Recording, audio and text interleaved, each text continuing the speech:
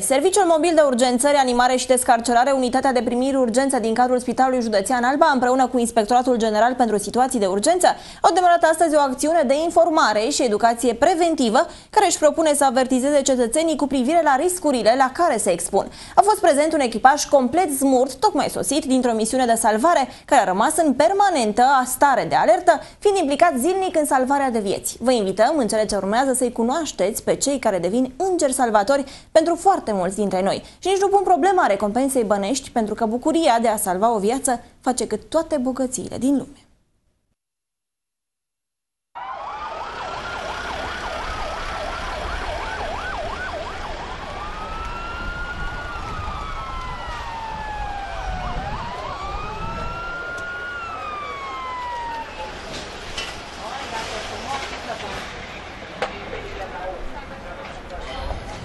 Mă numesc Narcisa Vodescu, sunt medic specialist medicină de urgență, cadrată la Spitalul Județean de Urgență UPU Alba, din data de 22 decembrie, facând gărți pe zmur din această dată. Aveți satisfacții omenești în ciuda salariului mic pe care îl primiți?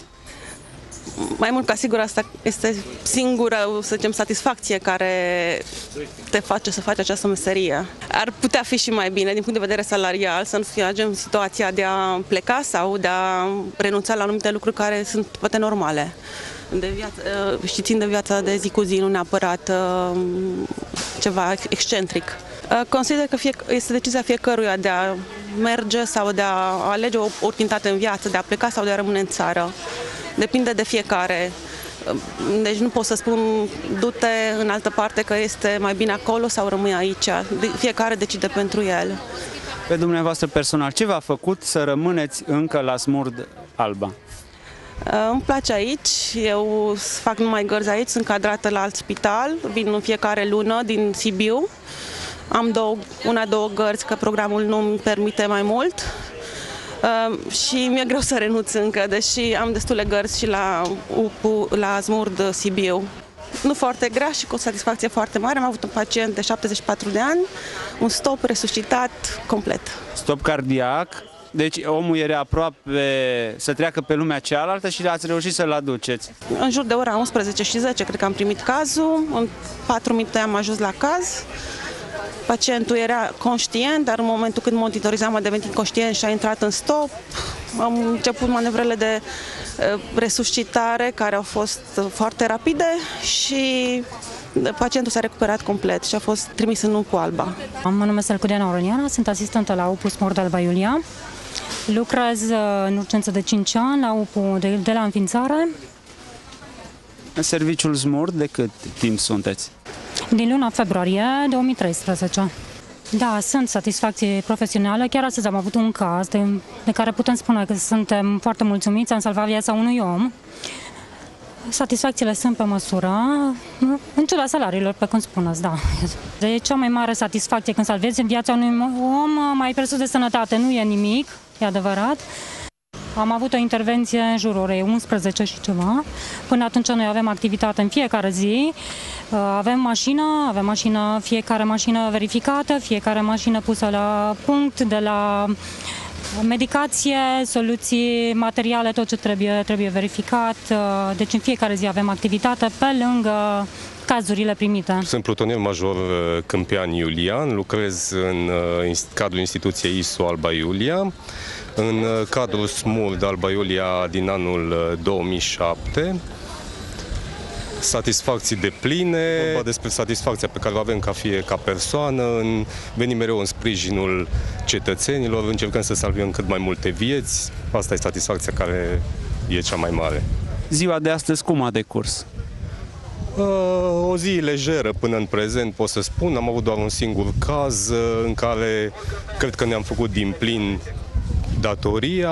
Probabil putem spune că am salvat o viață astăzi. Mă numesc Roșca Mirel Gabriel, lucrez la ISU Alba din 2007, lucrez pe Smurd din 2009 ca paramedic. Satisfacțiile mele de servici pot să spun că sunt foarte bune. Când mergi la un caz și vezi că persoana care poate a avut un necaz, o problemă, ești satisfăcut oarecum că și-a revenit, se simte bine, încerci să faci tot posibilul să o aduci la realitate, să fie ok.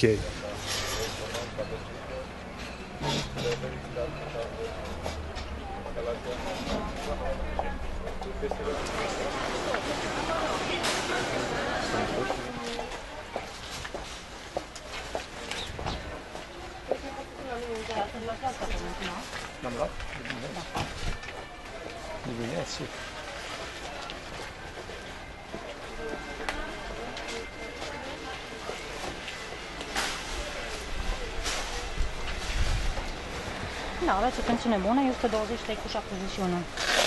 Se vede 123 cu 71. Doamna, am 12-13 maxima și între 7 și 8.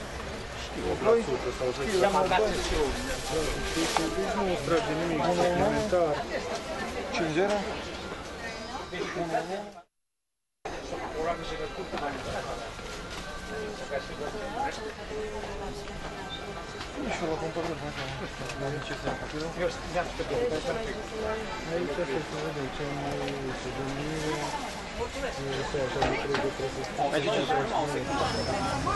Când mi casa de 3 etaje, atunci ați fericit.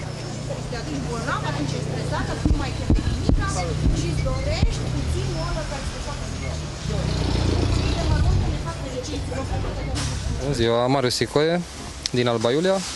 Am venit pentru a dona cei 2% din impozit pentru a finanța campania Smurd, pentru a se achiziționa utilajele necesare pentru o bună desfășurare a serviciului Smurd, pentru a ajuta cetățenii în cazuri De dezastru. da.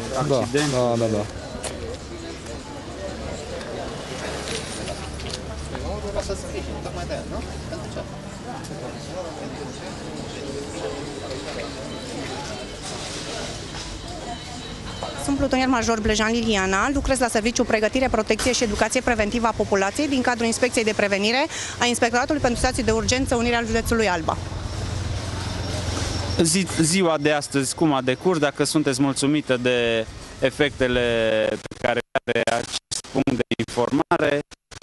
Da, sunt mulțumită, oamenii sunt interesați de a asculta, dar trebuie insistat un pic, deci nu trebuie lăsat să treacă pur și simplu ca și când noi nu suntem aici. În momentul în care îi oprești, sunt interesați, ascultă, întreabă și în special persoanele de vârstă a treia.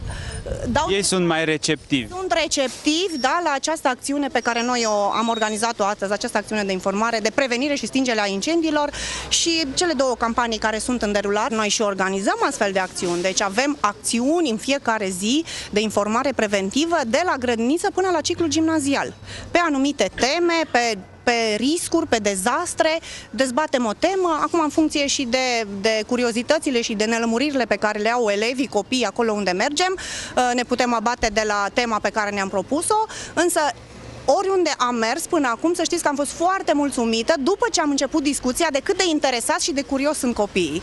Sunt Majorul Guia, ofițer în cadrul Inspecției de Prevenire la Inspectoratul pentru Situații de Urgență Unirea al județului Alba.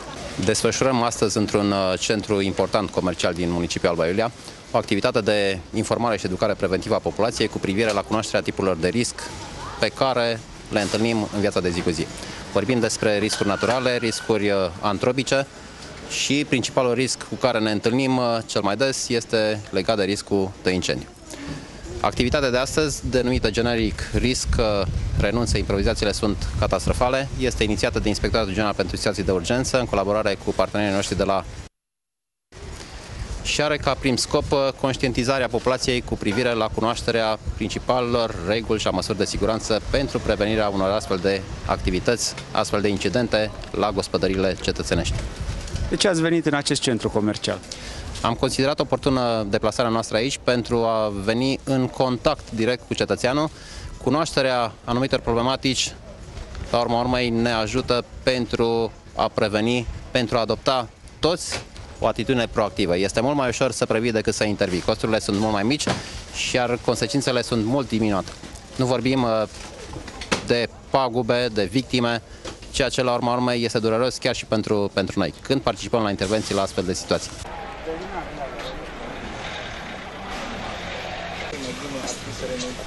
Este mult mai ieftin și mult mai ușor să prevenim decât să intervenim în consecințele acestea.